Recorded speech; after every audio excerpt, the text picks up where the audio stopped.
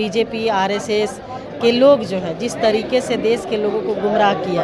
अभी देखिए क्या है, जीएसटी इन्होंने बढ़ाया, जीएसटी कम कर दिया, कर अब लोग बड़ी राहत की सांस ले रहे हैं। तो भाई आपने लोगों का सांस क्यों अटका के रखा था? क्योंकि आज़ादी के बाद पहली बार एक साथ राष्ट्रीय स्तर के जितने भी सीनियर नेतृत्व हैं, लीडर हैं, वो इस ऐतिहासिक सदाकत आश्रम में आ रहे हैं। क्योंकि जो सदाकत आश्रम है ये आज़ादी के उन तमाम स्वतंत्रता सेनानियों का गढ़ रहा है।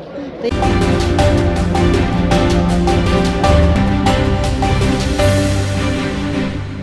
नमस्कार, आप देख रहे हैं रब्सी लाइव और आपके साथ मैं हूं निधि सिंह। देखिए, इस साल के अंत में 2 ही महीने बच गए हैं। बिहार में चुनाव है विधानसभा की, और ऐसे में आज हमारे साथ बातचीत करने के लिए कांग्रेस से विधायक प्रतिमा दास जी मौजूद है। पहले तो मैम ये बताइए कि आज पहली बार CWC की बैठक हो रही है, कैसी तैयारियाँ हैं? तैयारियाँ बहुत ही शानदार है और हमारे देखिए कितनी अच्छी तैयारी है। सारे कार्यकर्ता उत्साहित हैं क्योंकि आज़ादी के बाद पहली बार एक साथ राष्ट्रीय स्तर के जितने भी सीनियर नेतृत्व हैं, लीडर हैं, वो इस ऐतिहासिक सदाकत आश्रम में आ रहे हैं। क्योंकि जो सदाकत आश्रम है ये आज़ादी के उन तमाम स्वतंत्रता सेनानियों का गढ़ रहा है। तो ये पावन भूमि पे आ रहे हैं, ये बहुत खुशी की बात है और बिहार कांग्रेस के कार्यकर्ताओं के लिए गर्व की बात है। मैम, एक सवाल रहेगा कि वोट अधिकार यात्रा के बाद तेजस्वी यादव अकेले निकल गए बिहार अधिकार यात्रा पे। क्या लग रहा है कि तेजस्वी यादव अपने अकेले का दम दिखा रहे हैं? नहीं, ऐसी बात नहीं है। देख, हमने कहा ना कि हर पार्टी का काम है कि जनता तक पहुँचे, और जो जन विरोधी ताकत है बीजेपी आरएसएस के लोग जो हैं जिस तरीके से देश के लोगों को गुमराह किया। अभी देखिए क्या है, जीएसटी इन्होंने बढ़ाया, जीएसटी कम कर दिया, कर अब लोग बड़ी राहत की सांस ले रहे हैं। तो भाई आपने लोगों का सांस क्यों अटका के रखा था? तो ये सब चीज़ें लोग भूल जाते हैं। लोगों का जो हम लोग का लोकतांत्रिक प्रक्रिया है, लोग बहुत सी बातों को भूल जाते हैं, लोगों के बहकावे में आ जाते हैं कि चलो भाई कुछ नहीं हो। लेकिन लोगों को बताना है कि वही है बहेलिया वाला, चारा डालेगा, जाल बिछाएगा, जाल में फंसा के लेके चला जाएगा।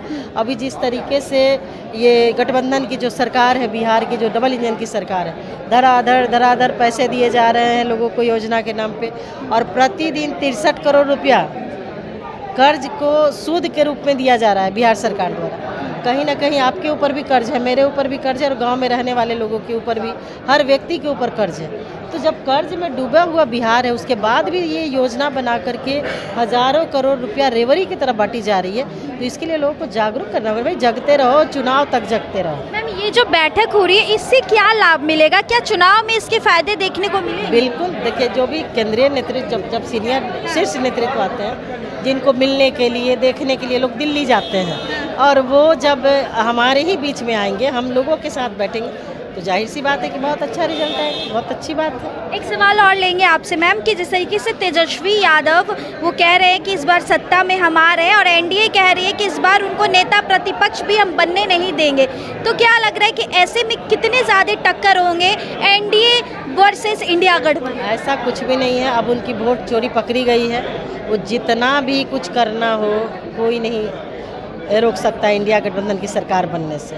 अब उनकी चोरी पकड़ी गई है, इलेक्शन का समय आ गया है, वोटिंग के दिन तक इंतजार करिए, जनता अपना निर्णय सही लेने जा रही है। कितने सीटों का डिमांड कर रही हैं आप? अरे ये तो हम कैसे करेंगे, हमारे गठबंधन हम लोग 243 पे लड़ रहे हैं, हमारी सरकार बनने जा रही है। चलिए देखिए, 243 सीट पर चुनाव लड़ रहे हैं, लेकिन बता दें CWC की जो बैठक हो रही है आज़ादी के बाद पहली बार बिहार में यह बैठक होने जा रही है। इससे बिहार विधानसभा चुनाव में काफ़ी असर देखने को मिलेगा, क्योंकि एक तरफ जहां पर एनडीए पूरी कमर कस ली है सत्ता में फिर से आने के लिए, 25 से 30 फिर से नीतीश की सरकार बनाने के लिए, तो वहीं कांग्रेस इसमें कहीं पीछे नहीं है। इस बार बिहार विधानसभा चुनाव काफ़ी कांटे की टक्कर के बीच होगी। आप बने रहिए हमारे साथ, और ऐसे खबरों को देखने के लिए देखते रहिए रब्सी लाइव। बहुत बहुत शुक्रिया।